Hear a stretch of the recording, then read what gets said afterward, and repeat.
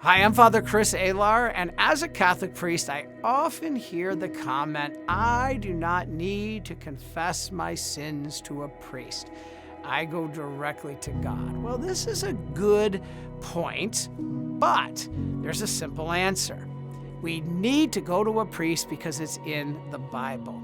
Jesus told St. Peter, I will give you the keys of the kingdom of heaven, and whatever you bind on earth will be bound in heaven, and whatever you loose on earth will be loosed in heaven.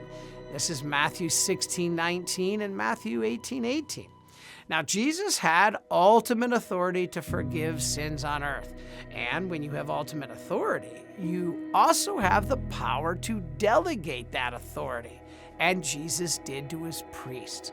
He did that when he appeared to the apostles in the upper room on the 8th day after the resurrection, which today is Divine Mercy Sunday, and said, if you forgive the sins of any, they are forgiven them.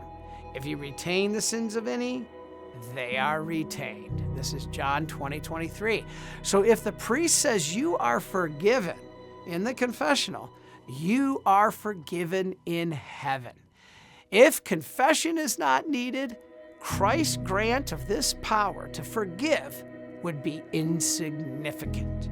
Now, with this full authority, the apostles now had the power to also delegate that authority, which is what we call apostolic succession. Jesus gave authority to forgive and not to forgive. So the priest now has that authority given to him all the way in a direct line from the apostles. Now, this same priest needs to hear the sins in the confessional to make determination if he can forgive or not. Now, again, remember, the grace of forgiveness comes from Jesus, but goes through the priest in persona Christi. It doesn't come from him, goes through him. Now, you can learn more about this and the rest of the 7 sacraments, which are unique to the Catholic Church, in my new book, Understanding the Sacraments, God's Grace Guaranteed. It's available now. God bless you.